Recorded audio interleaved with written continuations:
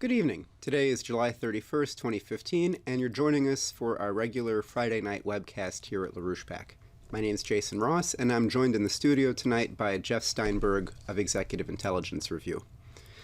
This week, Lyndon LaRouche has been very emphatic about the threat of war, emphasizing since the Policy Committee discussion on Monday that unless Obama is removed from office or stripped of any authority, that he has the August congressional recess as an opportunity to spark a confrontation with Russia, which could lead to general warfare, thermonuclear war, leading to the extermination of civilization in a matter of hours. He said then, on Monday, that it would be a situation, quote, where Obama will be free to launch war without any opposition. And that's extremely dangerous, LaRouche said. That war would mean probably a thermonuclear war. Russia would not launch the war, but Russia would be prepared to react to the launching of that war immediately.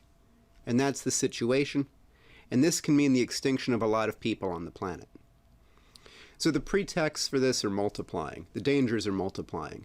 The setup of the ISIS-free zone on the Turkey-Syrian border, the strengthening push of right sector in Ukraine, the phony UN Security Council resolution on MH17, the expanding sanctions against Russia, the scrambling of fighter jets in the Baltic nations to follow Russian planes between mainland Russia and Kaliningrad, or consider the missile defense system being constructed in Eastern Europe, which was supposedly to deal with the threat posed ostensibly by Iran, which is moving full steam ahead despite reaching a deal with that nation. Russian President Putin spoke about this in a recent interview with Swiss TV. He said, quote, the process of starting a new arms race began from the moment of the United States' unilateral withdrawal from the Ballistic Missile Defense Treaty, because this agreement was a cornerstone for the entire international security system. And when the U.S. withdrew from it and began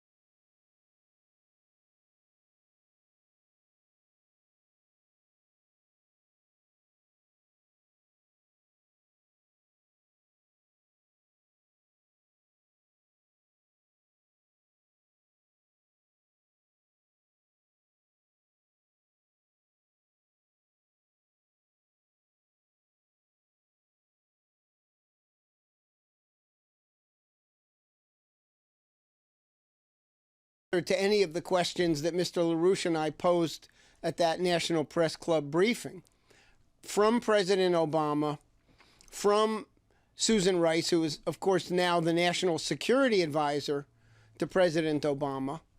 And so we're in a situation today where quite a bit of additional information has come out. None of it has come from the White House. But this puts the question of Hillary Clinton very squarely on the table. In the spring of 2014, Edward Klein came out with a book called Blood Feud, dealing with the rather tumultuous relationship between the Obama and Clinton families. And there was a particular chapter in that book that was based on interviews with a number of people who were directly involved in the events of September 11th, 2012, including people who were in close proximity of Secretary of State Hillary Clinton and people who were on the ground in Libya. So, in point of fact, we know a great deal more about what occurred.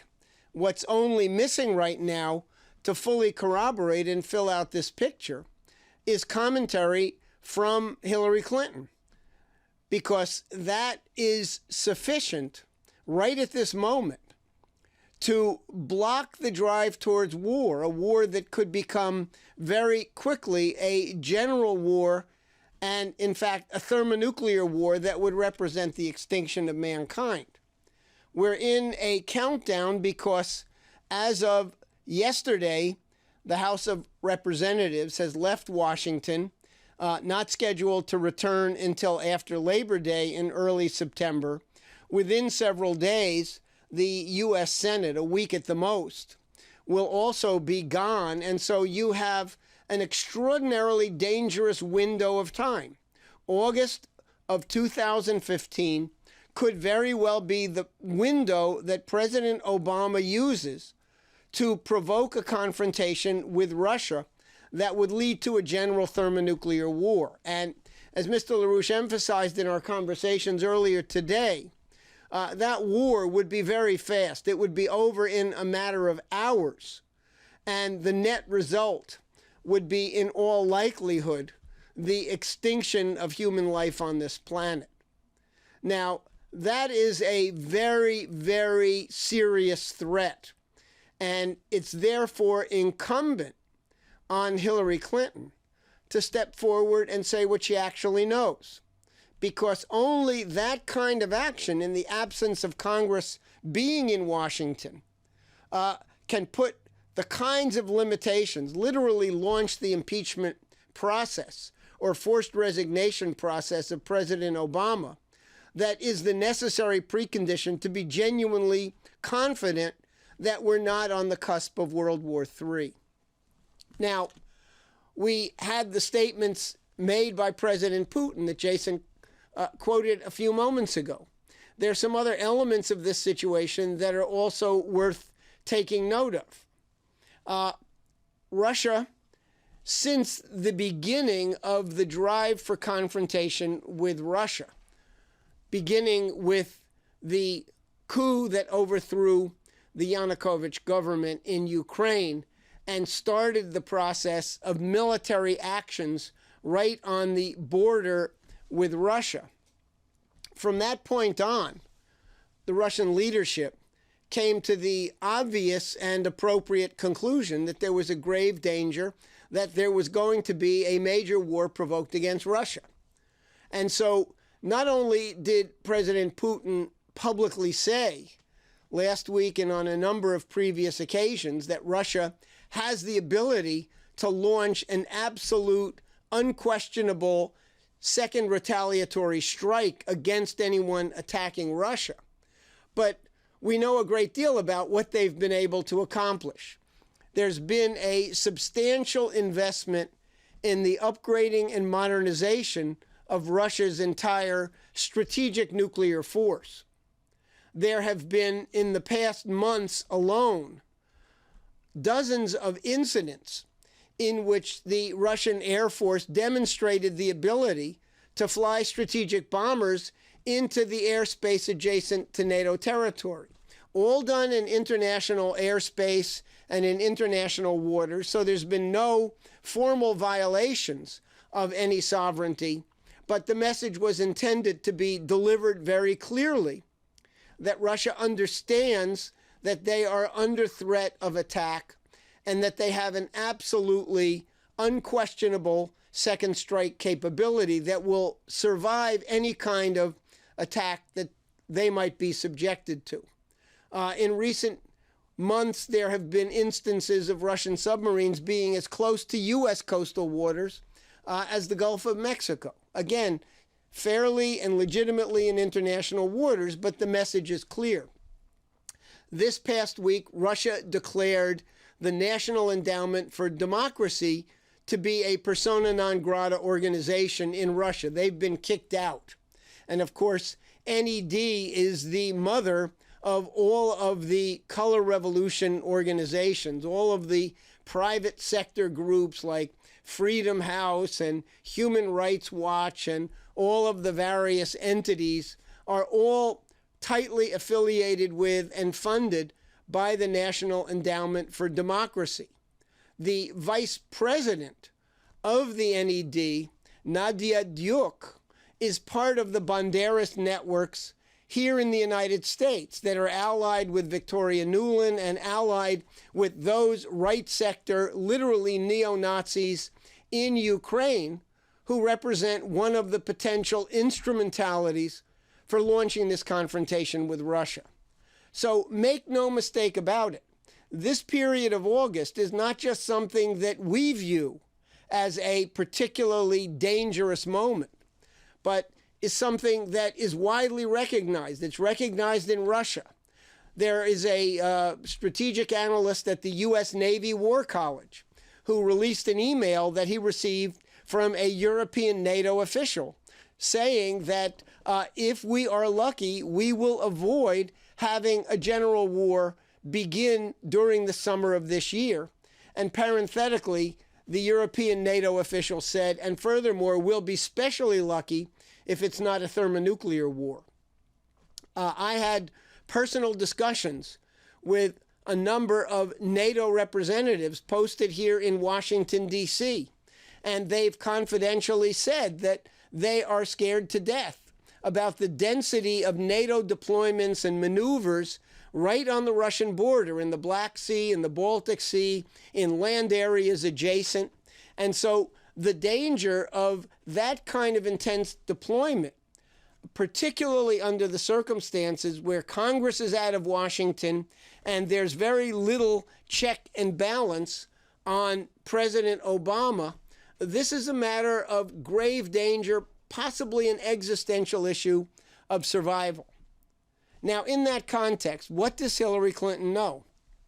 According to the Edward Klein report, the book, which is based on public statements and interviews conducted with a number of actual live participants, eyewitnesses to these events, we know that the State Department Operations Center was receiving updates virtually every 15 minutes from the time of the first report of the initial attack on the U.S. diplomatic compound in Benghazi, right up through at least 6 o'clock p.m., at which point it was known that Ambassador Stevens and one communications officer from his embassy staff were dead. And of course, very soon after that, the assault on the CIA compound a mile away began, which resulted in 2 other people being killed.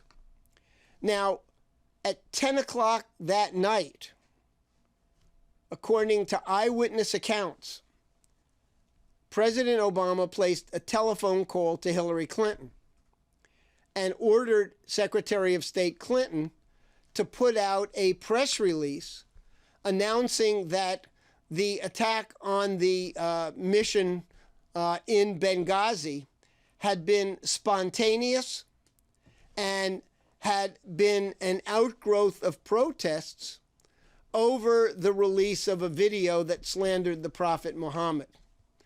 Now, as Klein pointed out, and as the several hundred pages of documents that were already released at the time of Mr. LaRouche's and my press conference on November 2nd, 2012, State Department, White House, Pentagon, CIA, DNI office, all of the relevant national security agencies knew that there had been a premeditated, planned out, heavily armed attack that had been launched. There was no protest demonstration.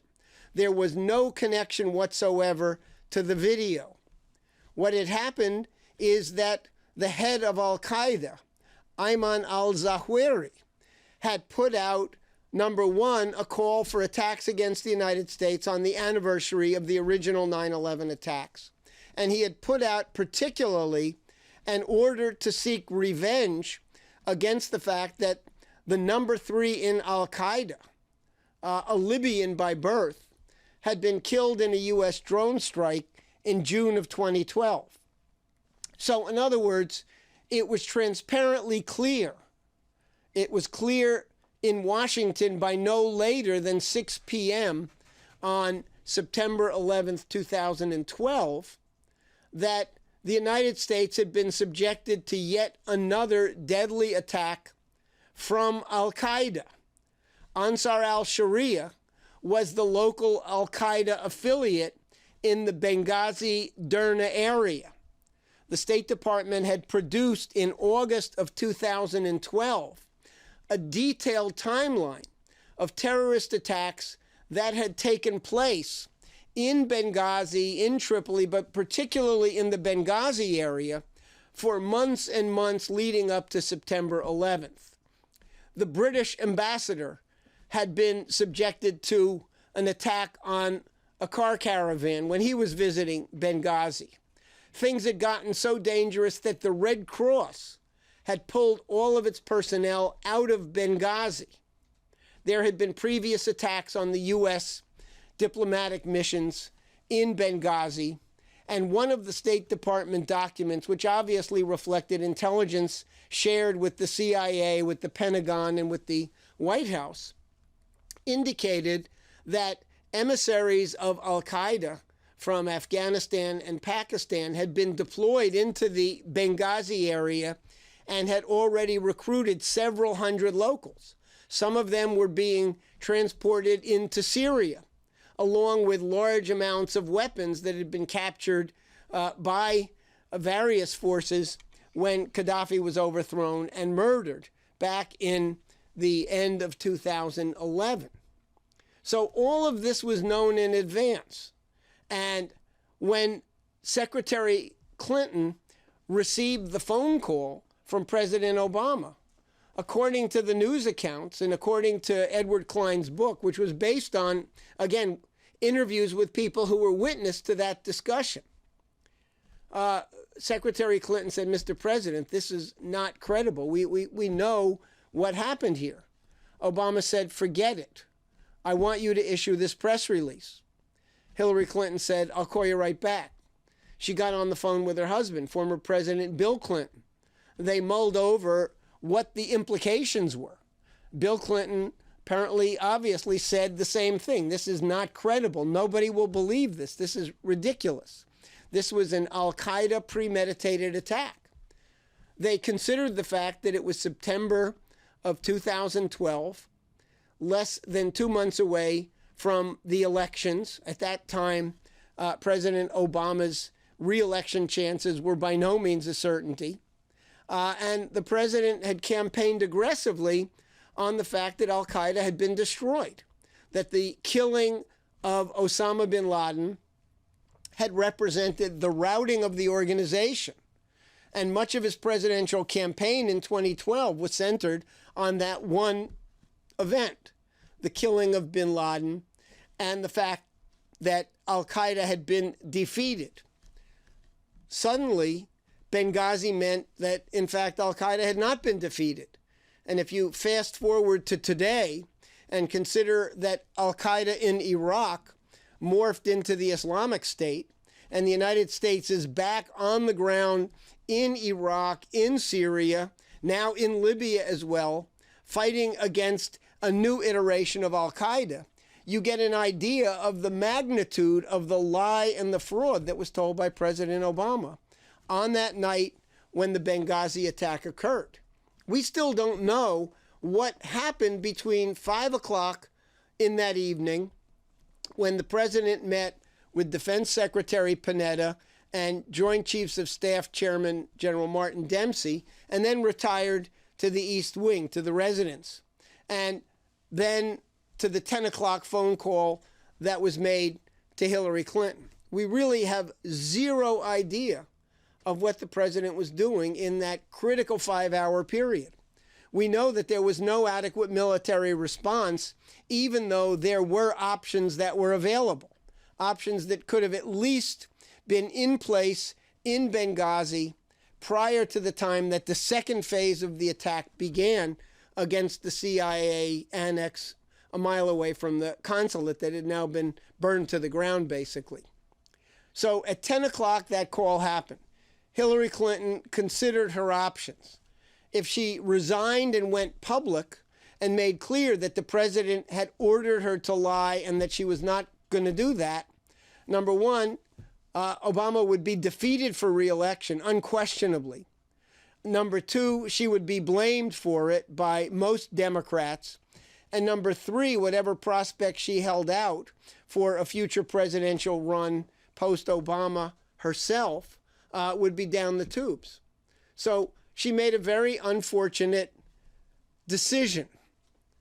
She issued the press release sometime between 10 and 10:30 that night and used the formulations that were ordered to her by President Obama.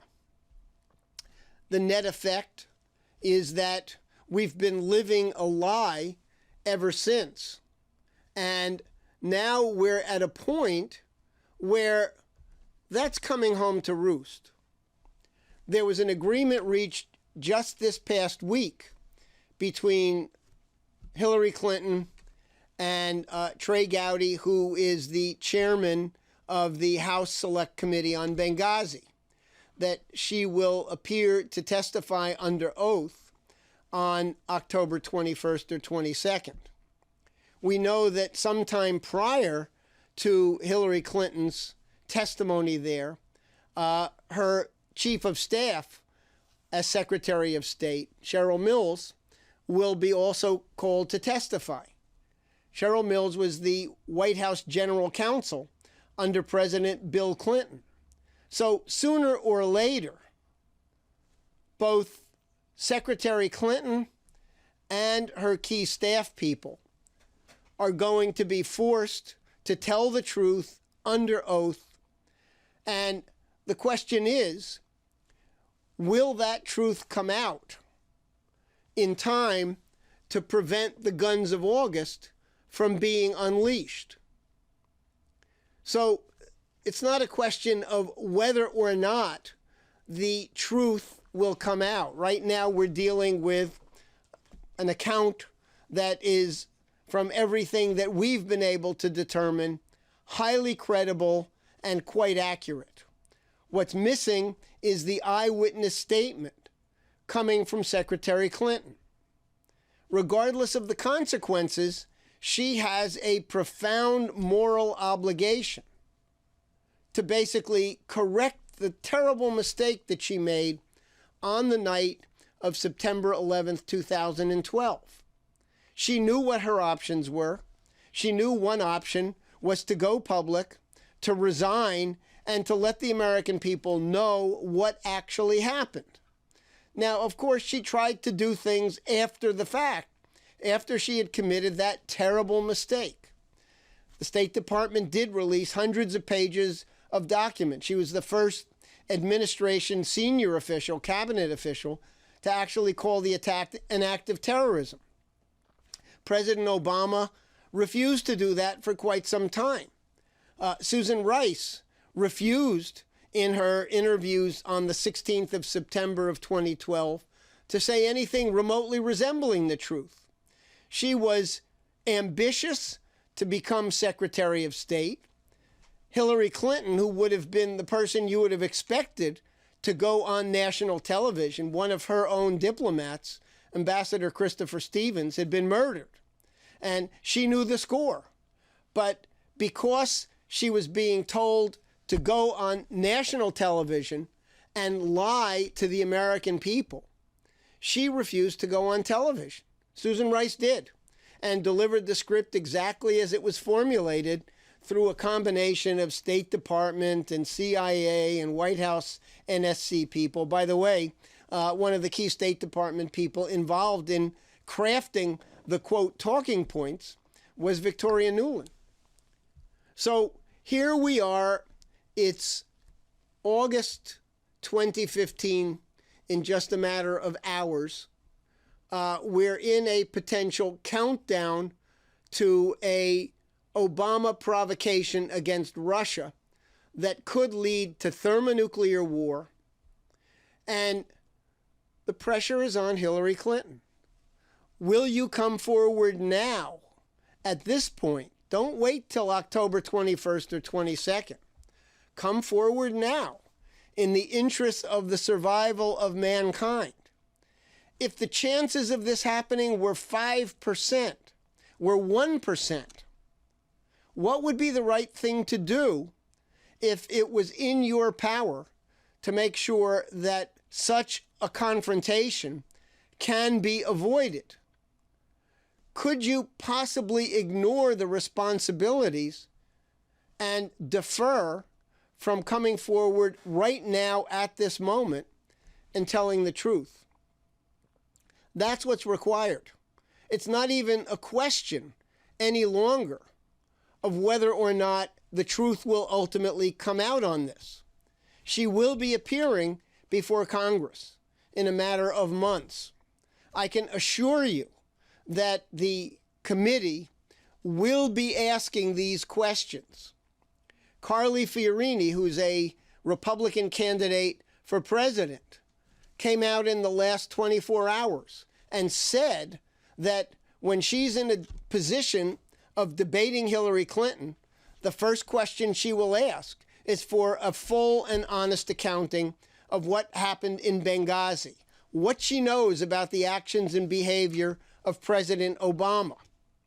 So there's no doubt that this is going to be an existential issue for Hillary Clinton, particularly as she still considers herself a serious candidate for President of the United States. This Benghazi issue cannot be postponed. It could happen in October, in which case the full extent of what she does will come out. Whether she tells the truth, whether she lies, and once again makes the tragic mistake of falling on the sword for President Obama, who deserves no such sympathy, or whether she comes out and tells the whole truth. October may be too late. So now is the moment of truth. Now is the point that we are calling on Hillary Clinton to step forward and in an open and public and transparent way, tell us what you know. You are in a unique position to bring down this presidency at a point where the survival of mankind may be actually what's on the line.